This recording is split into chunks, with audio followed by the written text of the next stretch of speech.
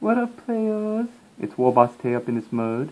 Today I'm going to show off the Curse of Zandri. We finished it up. This is the model in the book, but it's the one in the painting guide. And try and look at those red and blue jewels here on the front. They look a lot different than the showcase model.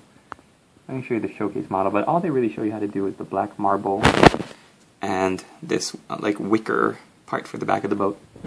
Nothing really in depth, but when you flip to the front of this, and this is the Warhammer, or the White Dwarf magazine 380, I believe. You look at the showcase models here in the front for the Curse of Zandri here. Take a look at the red and blue gemstones on this one. Like, they're a lot more reflective looking, I guess you could say, and they just look a lot more like shaded. So I tried to copy that one. Oh, there's a captain. Brrr. So here, let me show it to you, and we'll do a little side-by-side comparison so you can see how mine turned out. Boom! So I tried to copy most of the artwork, and I noticed that when I was doing my marble for my Necrosphinxes, they came out a little bit more starkly highlighted, but I think it's pretty cool. And the gemstones, okay, so this is how I did the gemstones, and my hand is really shaky even holding it braced on the table, so let me back out a little bit. The gemstones, what I did was I base coated the blue in Hawk Turquoise. So if you're using the new colors, you can go with Sotek Green. And then I highlighted up with, I believe it was Ice Blue.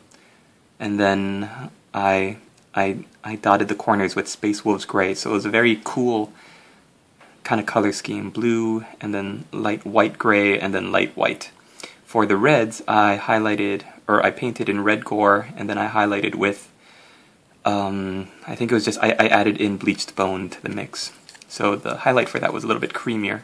But I think it came out pretty nice. You could see if you really get close to it. So let's get close up to the model here. And there you can see just how I highlighted everything. I kept it nice and dark first, and then I kind of attacked the same sides of each triangle. So instead of trying to highlight the edges of the entire triangles, I just highlighted, like for the blue, the top and then the right side. And I found that by doing that, you leave the darker color on the left side in the middle, and that is what's going to create that contrast, which is what's going to really make your highlighting pop without having to do any crazy shading. For this, in the back, I highlighted near the back tips, you can see. So when you're looking from far away, it looks really kind of seamless, but then when you get up close, that's when you can really tell where those highlights were put in. And I just pretty much followed the White Dwarf for the rest of the color scheme. I did the water like I usually do, and then I used this Vallejo water effects, transparent water. New formula. So it kind of looks like sour cream when you're putting it on. It's really like white and foamy, and then you have to spread it out, and then when it dries, it becomes this like clear and glossy, kind of transparent. So that's that. Let's show it one more time next to the picture, and let me know if you have any other questions. I'm seeing that a lot of you out there are, or I've gotten a lot of private messages from those of you out there who have picked up the kit and are trying your hands at painting these. Yeah, and unfortunately, when I decided to do this, I decided not to do any tutorials because I kind of wanted to use the old colors and see if I could still use them. So, because a lot of the new colors are kind of what's in now, the old colors are a little bit harder to come by.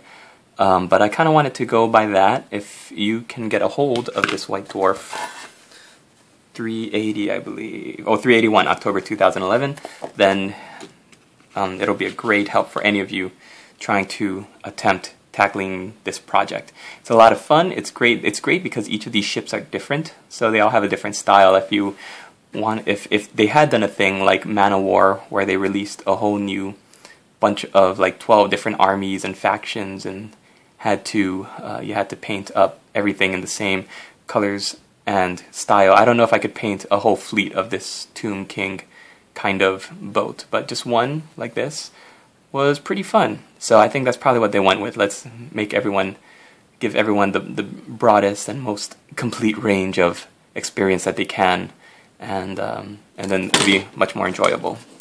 So comments, feedback, always welcome. I'm really digging how the water came out. You can kind of see the subtle green underneath the waves, kind of as if there was like some ghostly necromantic magic going on beneath the waves, and it's not just a normal Warhammer ocean. But yeah, I'm really happy with it turned out. So thanks everybody for watching. We'll see you in the next video. Rawr.